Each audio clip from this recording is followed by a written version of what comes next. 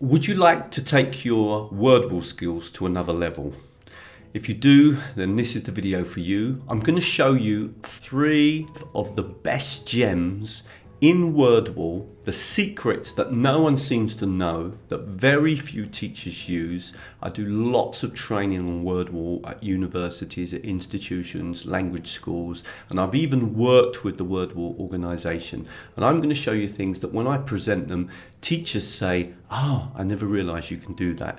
These are quite advanced features, and I'm also going to show you within what I do how to work with the audio, how to bring ChatGPT in, and some other great tricks. You're also going to learn some of the game types that are rarely used, that it's worth learning to use. This is going to be particularly relevant to language teachers, but I promise you, whatever subject area you teach, you're going to find this video very interesting.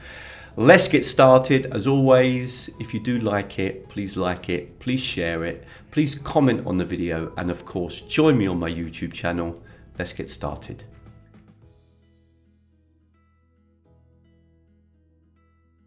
Just before I start, if you're not familiar with Wordwall, I have got a complete introduction training video on Wordwall. I'll put that down in the description, and I'll also leave it in a link now that's on the screen up there in the right hand corner if you want to watch that video before you watch this one. I've given hundreds of training sessions. I've never seen any teacher use this particular activity. I think this is really good for language teachers, and of course it can work in many languages. What happens is you're going to see a series of sentences. You've got to try to memorize them, and then after you're going to see all of those sentences plus other sentences, and you've got to choose those sentences that you saw. So it's a memory game. Now this can be done with pictures or it can be done with words, and I actually use ChatGPT to help me make this game. You don't have to do that, but it just makes it very quick. Let's just quickly play the activity. So if I click on start, I've got to remember 5 items. So the sentences are going to come across the street, work on the tasks and assignments, exercise, check my emails, attend meetings, and brush my teeth. Now, I'm going to see lots of sentences, and I've got to try to choose those sentences that, here they are. I've got to choose those sentences. Okay, so definitely one of them was I brush my things. I think another one was that I attend meetings. I think I saw that. So let's have a look. I commute to work. Oh no, got that one wrong. I attend meetings. I think that was another of them. So that hopefully get this one right. Yes, good. I check my emails and messages. Yeah, and I exercise and walk. And there was one more. I chat with colleagues and friends.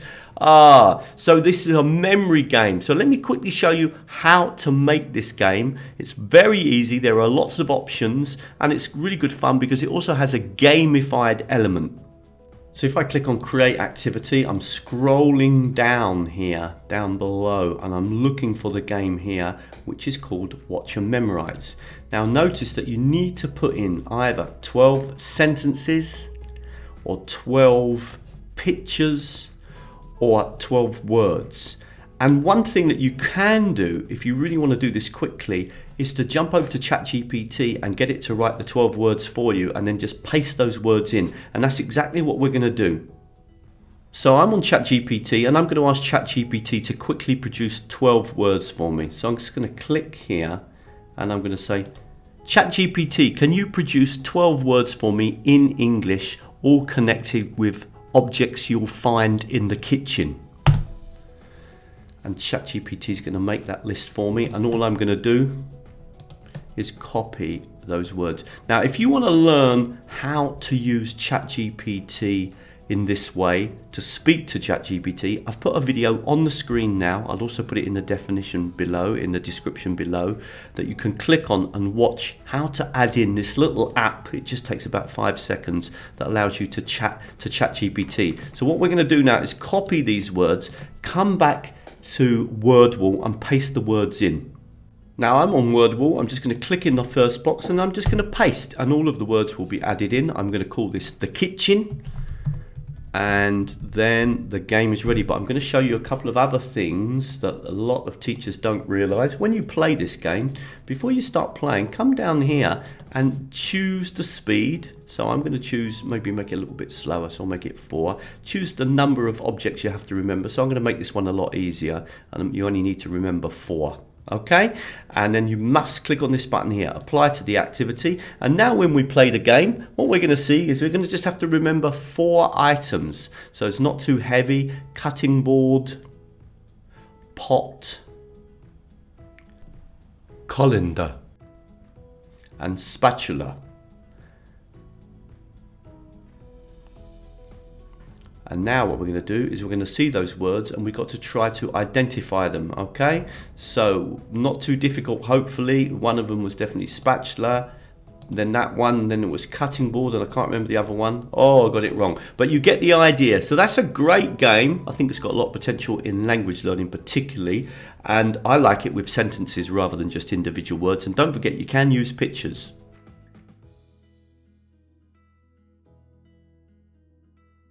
Now the next activity I'm going to show you is around labelling, and in this one, what teachers don't realise as well is not only that you can grab a picture from the internet, so it's really easy to do, but also that you can add your audio. So look at this, if I drag the words, which is obviously what the students have got to do, they've got to label the objects on the screen, okay? Computer.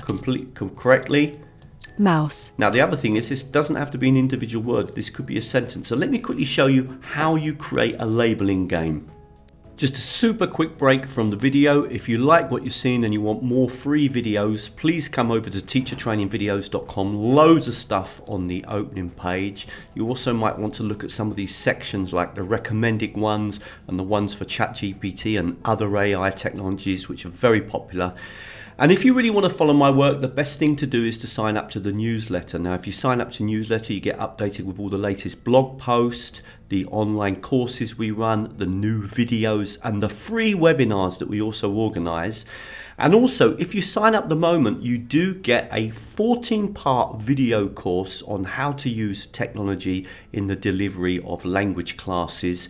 And really what I'm doing there is I'm sharing with you the 14 most popular videos. There really are no tricks. Literally every technology that I show you is free. And the last thing just to mention, of course, if you want to go that bit further with me and have more training with me and more contact with me, then join me on Patreon. Right, let's get back to the video. So I'm going to click on create activity, and again this is one that's a bit lower down. That's one of the reasons why teachers often miss it. I'm going to click here on label game. Now one of the interesting things is just click here and we'll do an easy example. We'll write the word house, and it'll give me loads of pictures of a house. And then basically what I want is a picture where I can label lots of different things. This one looks fairly good because we got a garage and we got the front door. So I'm going to click on that picture there. And now all I need to do is to start naming the objects. Now keep in mind also with this one, and I'm going to just write the words in. I'll do garage, I'll do roof, I'll do tree. Now I can add some more labels as well. So we've already done 3. Let's just quickly bring these 3 in. So we're going to do tree, and then we're going to do 2, we're going to do roof, and then we're going to do garage. But let's just do a couple more. We're going to click on here, and I'm going to put drive, and I'll add another one as well. Let me just put that into the correct place, and we'll do front door. So we're just going to write front door. Now the interesting thing is when you do this is that as well you can add the audio. Now if you click here to add the audio, you'll see it picks up the text. Now if it's a sentence, it doesn't always pick it up and you have to copy it and paste it, which I'll show you in a minute. But if it's just a word on its own, it will just pick the word up, generate garage, and then click on OK. So you're going to have to do that to all of the sentences. Generate roof, and then click OK. Go through all sentences, make sure that they're ready, and give it a title, and you'll be ready to play the game. So I've now added all the different parts. I'm going to click on done, and the game is ready. Remember, if you want to play a game with your students, click on set assignment. I normally ask for their name, click on start, and then you either share the link, and particularly if you're in Zoom or working in Teams, just share the link and they can click on the link. If you're in class, the easiest thing to do is to use the QR code, and the students point their telephones, their smartphones at the QR code, and they can then access the game and play it that way.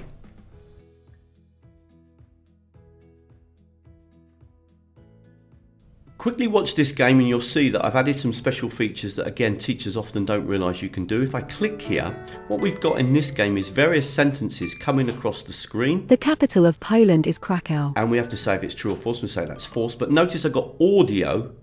Notice also that I've only got one life. And notice also London that is I in get a England. limited time to choose the correct answer. Now, Rome is the capital of Italy. if I put here, for example, false, I get that wrong, the game's over because you only get one life. So what I want to show you here is how do you add audio to a sentence? How do you make a true and false? And then how do you gamify it? Because you can actually gamify activities in Wordwall. Now, another thing about this particular activity type, true or false, is that you can actually change it. So you could have sentences in the past and sentences in the present, or you could have two types of animal, or anything really that you want to categorize into two sections. So we're going to look through some of these options when you're working with this particular activity. Now, that true or false activity is very interesting because you can use it in many other ways, and this is what teachers don't realize. It doesn't have to be true or false. For example, I'm going to just click here and I'm going to have sentences. For example, let's just do present,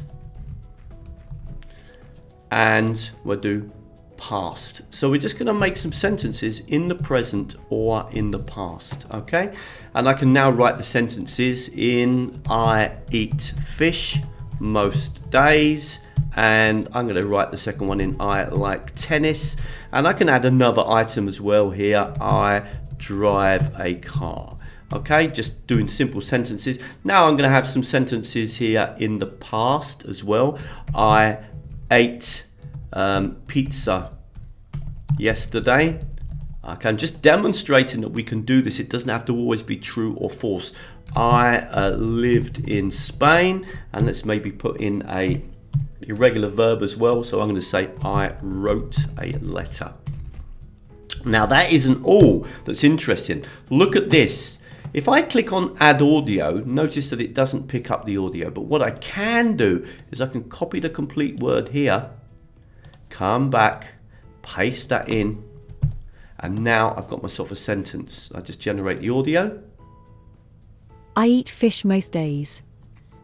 And then click on OK. So I would carry on now and do the same with this one.